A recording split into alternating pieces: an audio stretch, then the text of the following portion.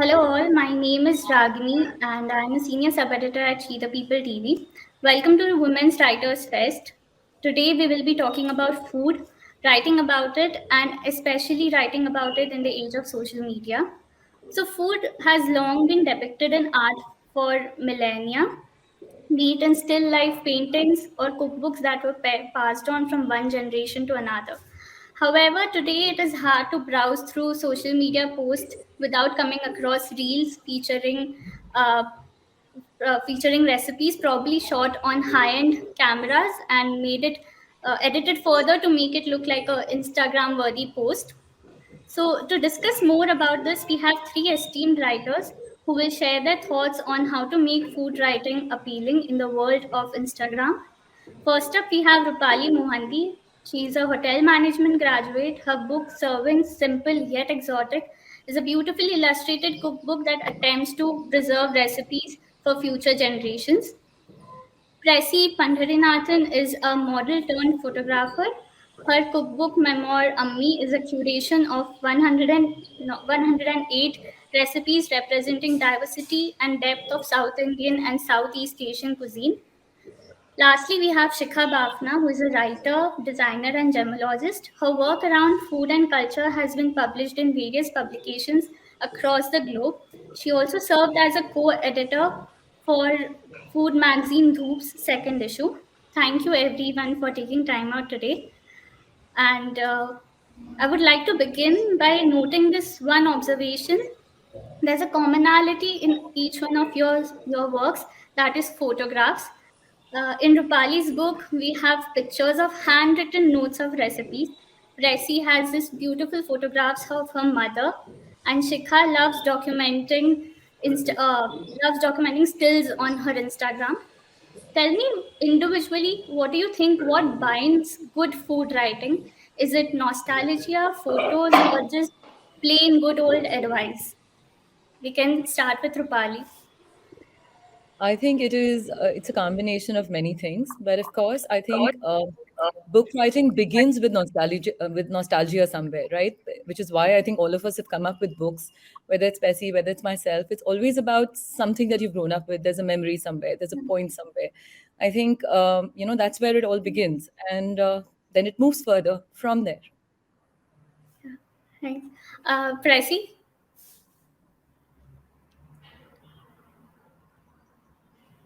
Full of my Hello. mother's rest. Can you hear me? Yes. Yeah. All right.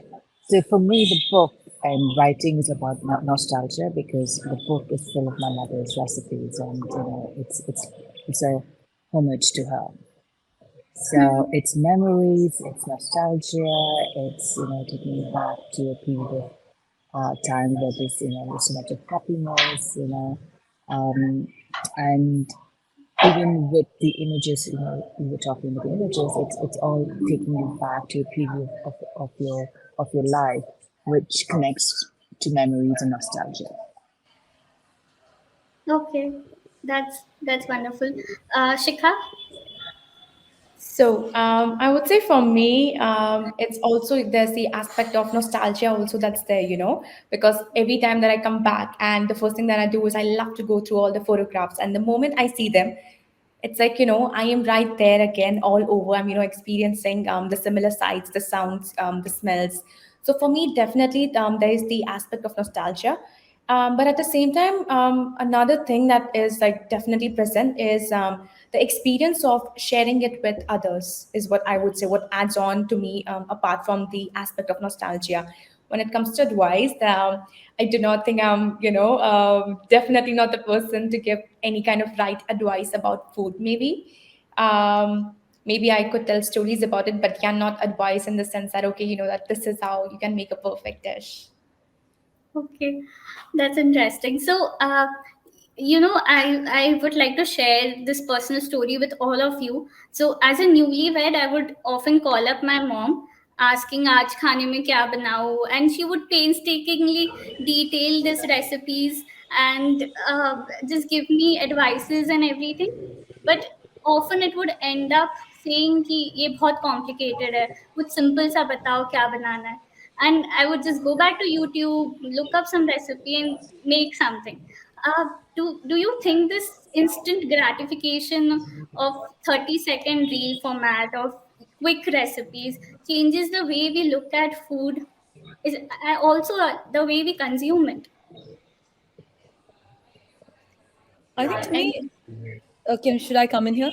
Okay, to me, the way I perceive this is okay, there is instant gratification, yes, but the process of making a dish doesn't change. A 30-second reel format will just, I'm skipping all the steps when I'm putting it out there, right? I can't put out a 30-second format. So, so while I agree, when you're newly married, you wake up every morning and you're trying to figure out, okay, aaj kya khana banao? And yes, the call goes to your mother. I think people like us are just trying to simplify that process and tell you, here is a book. Please open it. The answers are right there. Please try and locate it and try and see how you can do it more easily. Also, I think social media, I've learned to embrace it very recently. I'm not somebody who's ever been in the media or has I didn't even have an Instagram handle or a Facebook page. I'm not so proud of saying it, but that's the way I lived my life before it happened. So sometimes I think it's just made to look very beautiful and very easy, but actually that's not what it is. You have to go through the process. yeah, yeah, right. Pressy, you in your memoir, there are these little tidbits which often you cannot like put it out on social media, or you cannot like discuss about it in an Instagram reel. So, what are your thoughts on this? So that's the reason, it's very difficult to put it on a reel. You can't really put everything. So you just kind of like, it's almost like a trailer to the bigger thing. To bring in the people to your book so that they get into the depths of it. But otherwise, it's going to be impossible to put, say, a 300-page book into snippets. It's quite difficult. Yeah. Shikha, what are your thoughts on it? I have seen you documenting on Instagram your posts about, you have mentioned about living in Italy and going around traveling and writing about it. So, what are your thoughts on this? I would say that I think the one thing that, yeah, like I think Rupali had mentioned that, the process doesn't change, right? So definitely the process doesn't change. But what I've realized is that by putting, putting, like the reels on social media, me and my parents, we share those a lot. And in that habit, I've also started cooking more. And it always starts, and it's the same story each time, right? It looks very exciting. It looks like amazing. And then I'll try it, and then I'll be like, okay, you know what, this is very complicated, but then I'll still go ahead with it, and then I'll enjoy it. And then the next time a reel comes again, and then I'll be like, oh wow, okay, this is wonderful. So I think that's the advantage of it, that you sort of do get to learn more things also, that you're pushing yourself, and you're kind of also exploring different types of foods and all. But I would say, on the other hand, what I've also noticed is that whatever everybody puts out on social media is there. You should always take it with a pinch of salt as well, because a lot of times there are recipes which do not work out. There are recommendations which are fantastic, and people talk about it that, oh, it's going to be amazing, but when you actually get there, it's just disappointment and nothing else. So I think it's important that you're authentic, and but then at the same time, yeah, you should definitely take everything on social media with a pinch of salt. Yeah, Yeah, I mean, can I add in a bit? So there's a lot of yeah, times I see these reels, right? And it just looks so appetizing, but it's not going to be the same. I mean, I just look at it because I'm a visual person, I'm a photographer. I look at how they shoot. I'm not looking at how most of the time I just would assume that the recipe is not like it's going to take a much longer process. yeah. Right, right. So, again, I would like to come at all of you with this.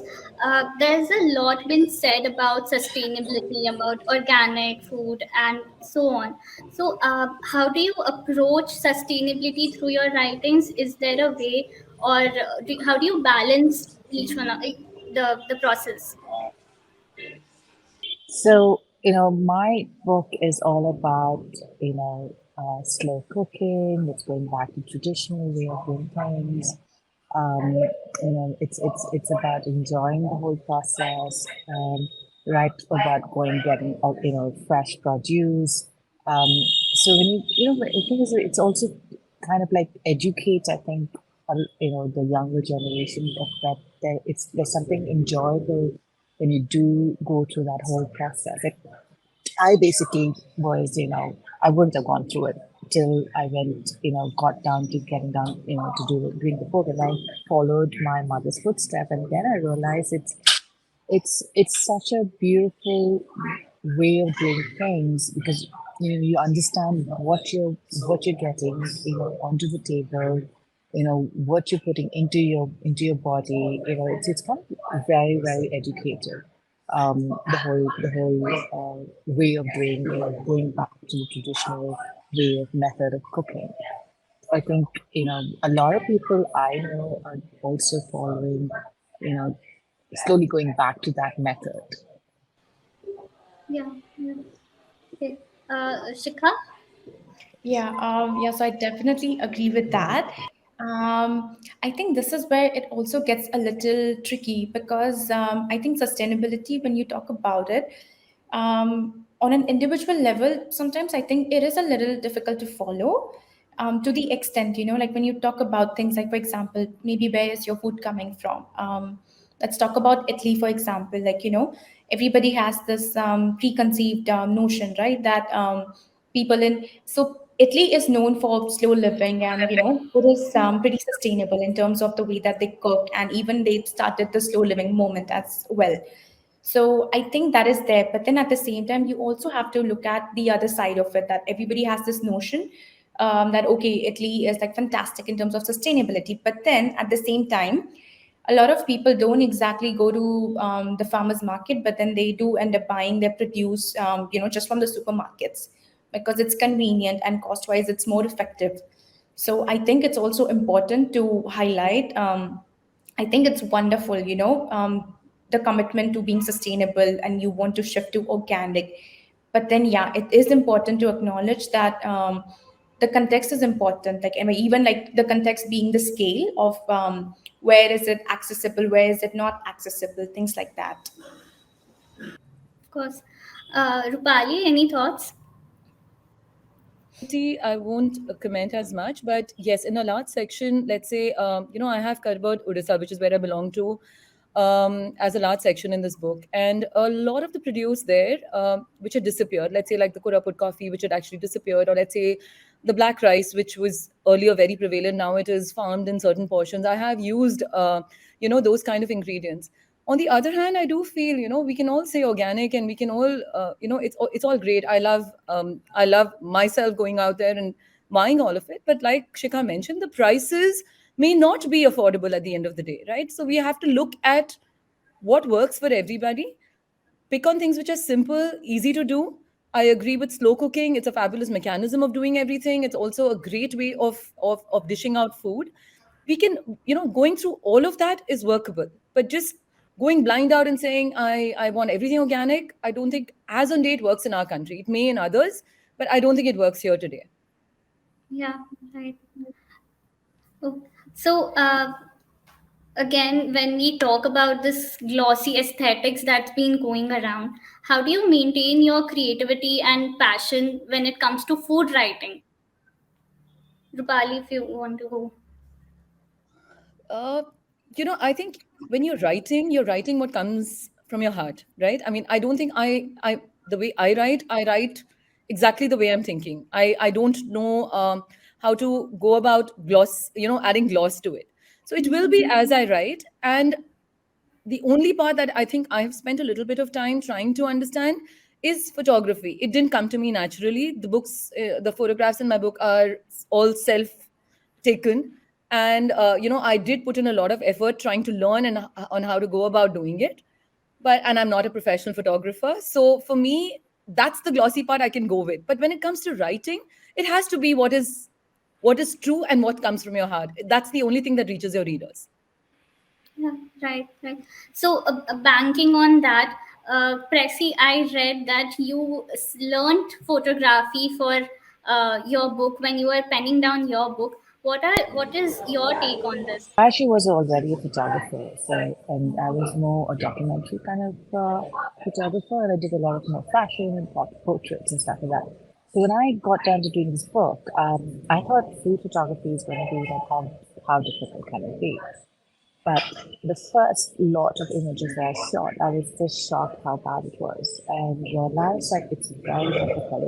It's not easy if you want to make it look natural and appetizing. So I remember, I went back to New York, studied food photography, worked under, some food photographers, learned a lot about it, and progressively then got down to doing the book. So now I absolutely enjoy food photography. It wasn't something that I initially liked, and I thought wouldn't be that great at it. But then eventually I realized it's such an interesting part.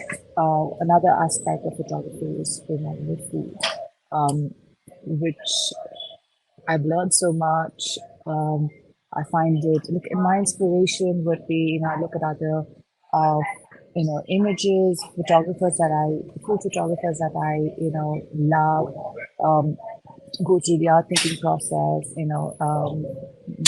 Do a lot more research on different people who are even like, um, and people who document food. I find them all very interesting. So it's, if you're passionate about it, I think that itself is a driving force for you to look at different aspects, and how you get inspired and motivated.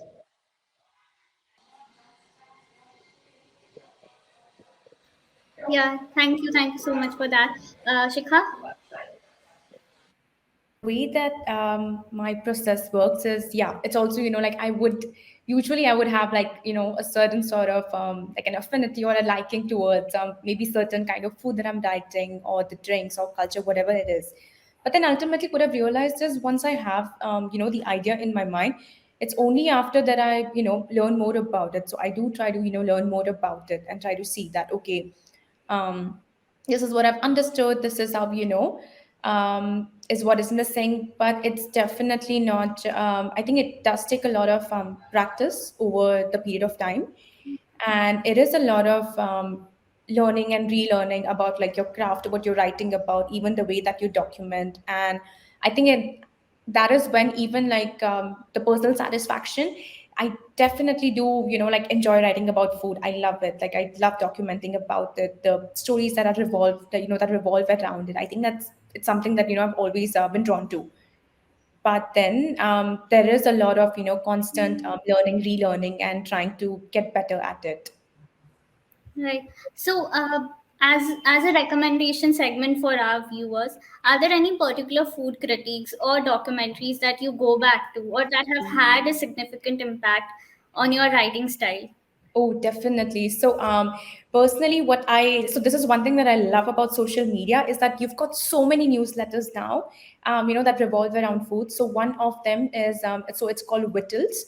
So they're based out of London, but the kind of stories that they do, they pretty much cover like, a lot of areas. And I love how they look at food. So recently, like I think a couple of months ago, they did a segment on, food. That is depicted in paintings and movies and different poems and cultures. So I think that was very interesting. The one thing, all of us talk about food a lot, but then there are again, so many aspects to look at it. Look at, I mean, even if you just have, it's like a still life, right? If you have like a fruit bowl, you ask 10 different people, they'll draw it like a little differently. Everybody has their own point of view. So I think it's always interesting to look at things from a different perspective. So that is one that I really like. And the other one is called Dishes to Delight. So it's also by this cookbook author, Brie Graham. So what she does is every Sunday, she'll usually include a recipe, and she'll also include like an anecdote with it, or also like a menu for the week.